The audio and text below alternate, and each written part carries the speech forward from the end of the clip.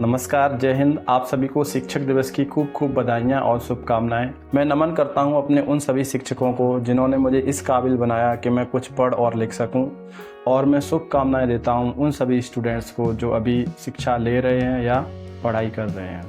आज के वीडियो में मैं चर्चा करने वाला हूं कि हम लोग शिक्षक दिवस क्यों मनाते हैं और 5 सितंबर के दिन ही क्यों मनाते हैं। 5 सितंबर के दिन हमारे पूर्व राष्ट्रपति श्री सर्वपल्ली राधाकृष्णन जी का बर्थडे होता है, जो कि शिक्षक थे।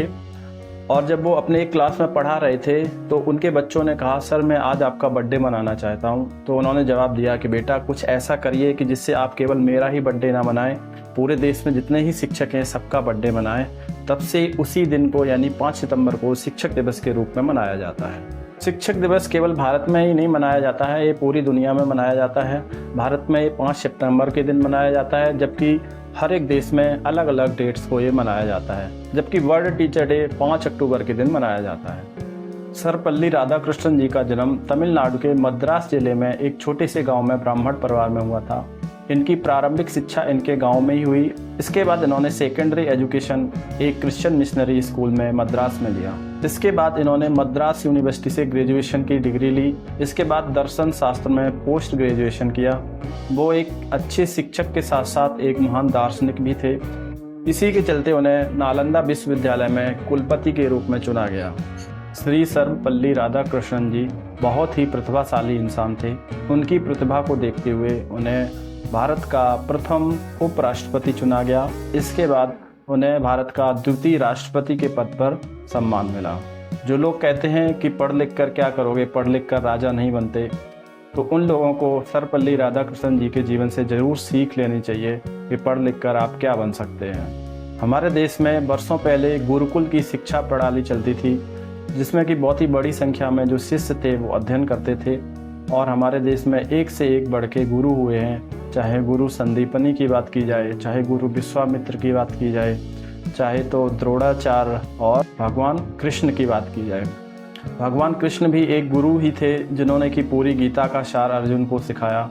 और जो लोग भगवान कृष्ण के जीवन के बारे में जानते हैं उन्हें ये अवश्य पता होगा भगवान कृष्ण ने लोगों को गीता के द्वारा क्या क्या उपदेश दिए हुए हैं। एक शिक्षक दीपक की भांति होता है जो स्वयं जलकर दूसरों की ज़िंदगी में उजाला करता है और अपने बच्चों को ये चाहता है कि वो उससे भी ज़्यादा बड़े हो जाएं या उससे भी ज़्यादा आगे निकलें। इस दुनिया में केवल 3 ही लोग ऐसे होते हैं जो हमारा भला चाहते हैं, जिनमें से हमारे माता पिता और तीसरे होते हैं हमारे शिक्षक, जो कि ये चाहते हैं कि उनके जो स्टूडेंट्स हैं वो हमेशा उनसे आगे निकलें।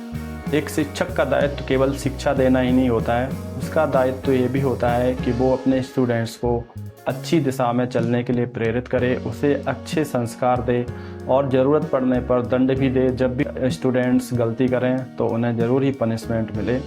जब भी कोई शिक्षक अपने स्टूडेंट्स को पनिश करता है तो सच पूछिए उस स्टूडेंट से ज़्यादा दर्द उस शिक्षक को होता है। जो हमारी प्रारंभिक शिक्षक होती है वो हमारी माँ होती है, वो हमें अच्छे संस्कार देती है। और दूसरे नंबर पर जो शिक्षक है वो हमारे पिताजी हैं, जो हमें जीने की राह सिखाते हैं कि हमें जीना कैसे है। तीसरे नंबर पर आते हैं हमारे स्कूल के शिक्षक, जो हमें आगे बढ़ना सिखाते हैं और ज़िंदगी के हर एक कदम पर मुश्किलों का सामना कैसे करना है वो हमें ये सिखाते हैं। आज मैं एक अपने शिक्षक को याद करके बहुत दुखी हूँ, जिन्होंने कि अपनी पूरी ज़िंदगी दूसरों की ज़िंदगी बनाने में गुजार दी, जिन्होंने मेरे पिताजी को भी पढ़ाया था और उन्होंने मुझे भी पढ़ाया था। वो मुझे मैथमेटिक्स पढ़ाते थे और ये मेरा दुर्भाग्य रहा कि उन्होंने मुझे सिर्फ 7वीं क्लास तक ही पढ़ा पाया। उसके बाद वो स्वर्गवासी हो गए। ये जानकर बहुत दुख होता है जब ऐसे शिक्षक जिन्होंने कि अपनी पूरी ज़िंदगी शिक्षण में निकाल दी हो, ऐसे शिक्षक के लिए ना ही किसी स्कूल में कोई फ़ोटो है, ना ही किसी स्टूडेंट की ज़ुबान पर उनका नाम। आज के समय में भी बहुत सारे टीचर्स हैं जो हमें जीने की राह और सही दिशा दिखाते हैं।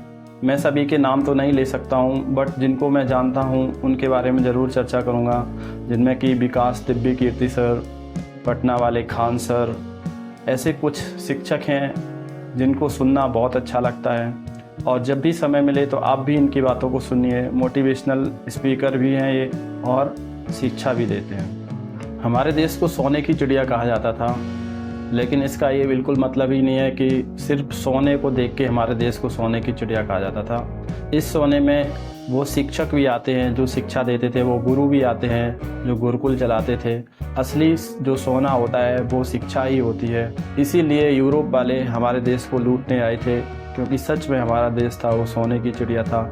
वो श्रीलंका या चाइना को लूटने नहीं गए थे, क्योंकि जो सच्चा सोना था वो हमारे देश में था। हमारे देश में कौटिल्य जैसे भी आचार्य हुए हैं, जिन्होंने कि धनानंद जैसे विशाल साम्राज्य के राजा को गद्दी से उतारकर चंद्रगुप्त जैसे रंक को राजा बना दिया। तो आप समझ सकते हैं कि हमारे देश में जो गुरु हैं उनका लेवल क्या है। मेरा वीडियो अगर आपको पसंद आया हो तो वीडियो को लाइक और चैनल को सब्सक्राइब ज़रूर करें। धन्यवाद।